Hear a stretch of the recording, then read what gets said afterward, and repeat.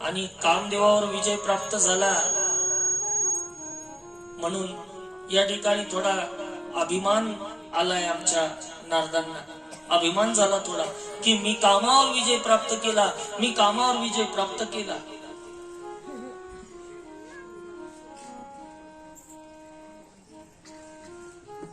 हा नारदांचा विजय नव्हता, तर हा त्या जागेचा विजय होता. कारण नारदजी ज्या जागेवर तपस्या करत बसले होते ना, ती जागा काही साधी नव्हती. तिथं महादेवाने कामदेवाला भस्म केलं होतं. म्हणून त्या जागेला वरदान होतं की इथं कामदेवाचं काही चालणार नाही, कोणी विश्वसुंदरी अप्सरा येऊ दे. म्हणून त्या जागेचा प्रताप, जागेचा महिमा असा होता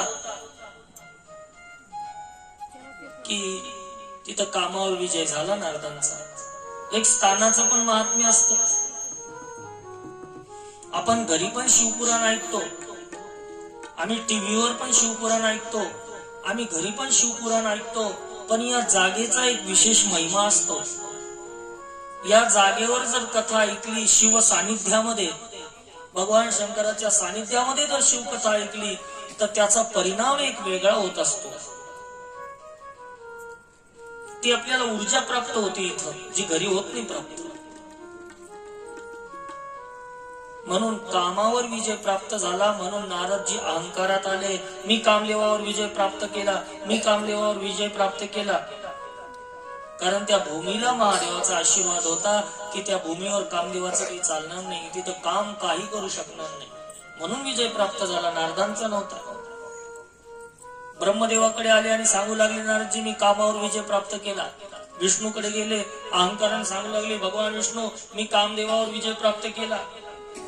भगवान शंकराकडे आले, म्हणे महादेवा मी कामदेवावर विजय प्राप्त केला. आपलीच प्रशंसा स्वतःच करू लागले. काही काही लोकांना आपलंच दुसऱ्याला सांगून स्वतःच्याच मुखाने स्वतःची प्रशंसा करण्यात मोठा धन्यता वाटते. काही काही लोकांना बरं वाटतं, महाराज मी असं केलं बरं, महाराज मी तसं केलं बरं, महाराज आपलं असं, महाराज तसं. हो करायचं. सगळ्या देवांनी हो केलं. एक दिवस भगवान शंकर आणि भगवान विष्णूंची भेट झाली आणि सांगू लागली, काम या ठिकाणी अहंकार झालाय नारदांना. नारदांचा अहंकार कमी करायला पाहिजे, नष्ट करायला पाहिजे. अहंकाराच्या या मायेतून मुक्त करायला पाहिजे. नारदांनी काय करावं? म्हणे भगवान विष्णू तुम्हीच आता माया रचा आणि काय करायचं तर करा. भगवान शंकरांनी सांगितलं. मग भगवान विष्णूने काय केलं माहितीये का? महादेवाच्या सामन्यावरून एक माया रचली आणि माया अशी श्रेष्ठ रचली. एक मायेचंच नगर बनवलं, भलं मोठं नगर. आणि त्या नगराचा राजा आहे शिलनिधी आणि त्याची एक सुंदर कन्या आहे जिचं नाव आहे या ठिकाणी श्रीमती. तिचं स्वयंवर ठेवलं.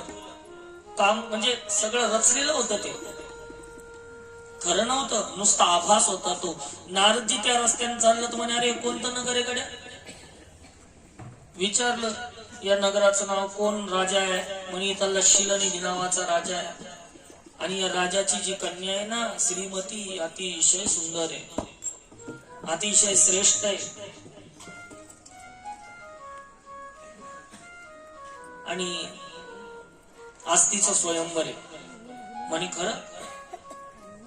राजे लोकांनी सांगितलं ती श्रीमती कशी माहितीये का? अतिशय सुंदर आहे. सुंदर सुंदर अप्सरा पण तिच्याकडे पिका पडतात. ती लावण्यवती आहे, ती या ठिकाणी विश्वसुंदरी आहे, ती गजगामिनी आहे, ती भुजंग केशा आहे, ती या ठिकाणी अतिशय श्रेष्ठ आहे. हे ऐकलं आणि नारदचे तर ते सामन्यावरून मोहित झाले तिच्या. म्हणे इतकी सुंदर आहे, म्हणे मग मी पण येतो स्वयंवरामध्ये. आणि भगवान विष्णूकडे आले नारदजी. नारद म्हणतात, या असा जर माझा वेश असला ना, ही विना आणि धोत्र हे असं पाहिल्यावर पोरी माझ्यावर मोहित कशा होतील? एक काम करा, मला इतकं सुंदर बनवून द्या की त्या श्रीमतीने माझ्याच गळ्यात माळ घातली पाहिजे, माझ्याच गळ्यात माळ घातली पाहिजे. भगवान म्हणतात ठीक आहे. आणि विष्णूनं आमच्या नारदांना इतकं सुंदर बनवलं, इतकं सुंदर बनवलं. नारदजी पाय लागले, पाय किती सुंदर, पितांबर किती सुंदर, माझी कंबर किती सुंदर, माझं पोट किती सुंदर, माझे हात किती सुंदर, माझे दंड किती सुंदर. शरीर इतकं सुंदर दिलं, पण भगवंताने एक लीला केली. मुख मात्र नारदांना माकडाचं दिलं, बाकी सुंदर दिलं सगळं शरीर. आणि नारदजी आले बा त्या स्वयंवरामध्ये, लोक म्हणायला लागले वा वा काय सुंदर आहे तुमचं शरीर, वा मुक्त पायसारखं एकदम, तुमच्या मुखासारखं मुखच नाही कोणाचं. व्यंगात्मक स्तुती करू लागले सगळे लोक नारदांची व्यंगात्मक स्तुती करू लागले. आणि रुद्रगण पण होते तिथं, त्या रुद्रगणांनी तर अशी सुंदर स्तुती केली नारदांची, वा वा महाराज तुमचे पाय किती छान, तुमचे हात किती छान, तुमचं शरीर किती छान, पण मुख मात्र तुमचं माकडाचं आहे महाराज. असा राग आला नारदांना. म्हणे मला नाव ठेवता, माझं मुख माकडाचं आहे, माकडमुख्या म्हणतात मला, वानरमुखी म्हणतात तुम्ही मला. राग आला रुद्रगणांचा आणि रुद्रगणांना शाप देऊन टाकला नारदांनी की तुम्ही राक्षस होता, मला तुम्ही नाव ठेवता. नारदजी नाराज झाले. आरशात पाहिलं, पाण्यात पाहिलं तर खरंच शरीर तर सुंदर होतं, पण मुख मात्र माकडाचं होतं, वानराचं होतं. म्हणून नारदांना नाही का विष्णूचा राग आला आणि विष्णूला शाप दिला. म्हणे हे विष्णू, तू माझं या ठिकाणी लग्न होऊ दिलं नाही, मला माझ्या पत्नीपासून वंचित ठेवलं. मी पण शाप देतो तुला की तुला पण मनुष्य लोकात अवतार घ्यावा लागेल आणि तुझा आणि तुझ्या बायकोचा विरह होईल. शाप देऊन टाकला. म्हणून तर राम अवतारामध्ये सीतेचा विरह झाला आमच्या रामाला, भगवान विष्णूला. ऐकी नाही, पळून नेली सीता, सीतेचं हरण झालं. ऐकी नाही, मी एका कथेत असं सांगितलं, सीतेचं हरण झालं, सीतेचं हरण झालं, सीतेचं हरण झालं. एक मावशी मला कथा झाल्यावर म्हणाली महाराज तुम्ही म्हणले होते ते सीतेचं हरण झालं, मग ते हरण तसंच राहिलं का त्याची पुन्हा सीता झाली? तुका म्हणे बुद्धी आयशी ज्यांची जड, त्याहून दगड बरे रे देवा. ज्यांना हरण झालं एवढं पण कळून, हरण झालं म्हणजे पळून गेली, पण तेवढंही कळलं. आणि तुम्हाला माकडाचं मुख दिलं ना वानराचं, तर हेच वानर तुला मदत करतील रामावतारात. वानराच्या मुखाचीच तुला मदत होणार आहे त्या लंकेत जायला, सेतू बांधायला. असा आशीर्वाद पण देऊन टाकला नारदांनी. म्हणून तर रामावतारात हे सगळं झालं. नंतर नारदांना पश्चाताप झाला की अरे हे मी काय करायला गेलो, मी तर कामावर विजय प्राप्त केला, मी लग्न करायला निघलो. स्वतःची स्वतः नारदांना या ठिकाणी लाज वाटली आणि या ठिकाणी नारदजी विष्णूच्या चरणाला लागले. म्हणे माझ्या चरणाला नका लागू नारदजी, ही सगळी लीला भगवान महादेवाची होती, महादेवानेच मला सांगितलं असं असं करा, चला आपण महादेवाचं पूजन करू. आणि कैलास पर्वतावर गेले भगवान विष्णू आणि नारदजी. आणि भगवान विष्णूंनी तिथं कैलासावर जाऊन या ठिकाणी भगवान शिवशंकरांचं मोठं सुंदर पूजन केलं.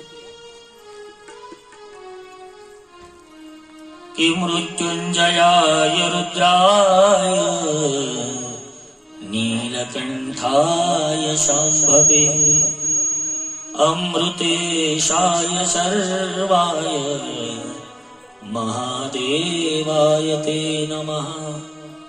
कि मृत्युंजय महादेव,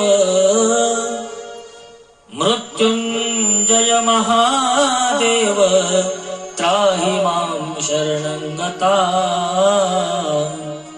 जन्म मृत्यु जरा व्याधि पीडितं कर्म बंधने. जन्म मृत्यु जरा व्याधि पीडितं कर्म बंधने. भगवान महादेवाचं मोठं सुंदर पूजन केलं. शिव महिमा अतिशय श्रेष्ठ आहे. शिव महिमेचं बखान केलं. शिव महिमा अत्यंत श्रेष्ठ आहे. शिवासारखं दैवत नाही. शिव भोळा चक्रवर्ती, त्याचे पाय माझ्या चित्ती. ऐकून नाही असा महिमा आहे भगवान भोलानाथांचा. रुद्रगणांना जो शाप दिला होता, राक्षस होताल, तर नारदांनी रुद्रगणांना उशाप दिला की तुम्ही जरी राक्षस जन्माला गेले तरी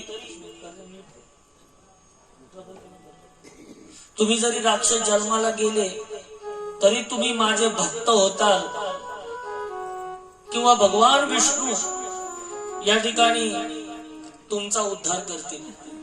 म्हणून हे रुद्रगण जरी राक्षसाच्या जन्माला गेले तरी त्यांचा उद्धार करण्यासाठी देवाला अवतार घ्यावे लागले. हे सगळे रुद्रगणच करे. हिरण्याक्ष, हिरण्यकश्यपू, रावण, कुंभकर्ण, शिशुपाल, वक्रदंत, तारकासूर, महिषासूर या सगळ्यांच्या वधासाठी आमच्या भगवंताला अवतार कार्य करावं लागलं. म्हणून परम भक्त होऊन गेला. नारद ब्रह्मदेवाकडे गेले आणि विचारलं शिवांना प्रसन्न करून घेण्यासाठी काय करावं. तर ब्रह्मानी शिव प्रसन्न करून घेण्यासाठी उपाय सांगितलं. विष्णूंनी पण शिवांना प्रसन्न करून घेतलं होतं. त्याप्रमाणे तुम्ही या ठिकाणी पूजा विधी करा. याचा श्रेष्ठ महिमा आहे.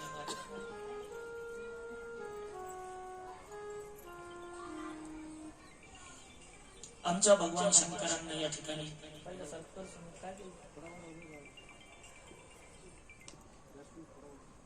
भगवान शंकरांना प्रसन्न करण्यासाठी या ठिकाणी कमळाची फुलं महादेवाला वाहावे. कमळाच्या फुलाने महादेव शीघ्र प्रसन्न होतात. कमळाचं फूल अत्यंत प्रिय आहे आमच्या भगवान शिवांना. त्याच्यानंतर शतपत्र, शतपत्र या ठिकाणी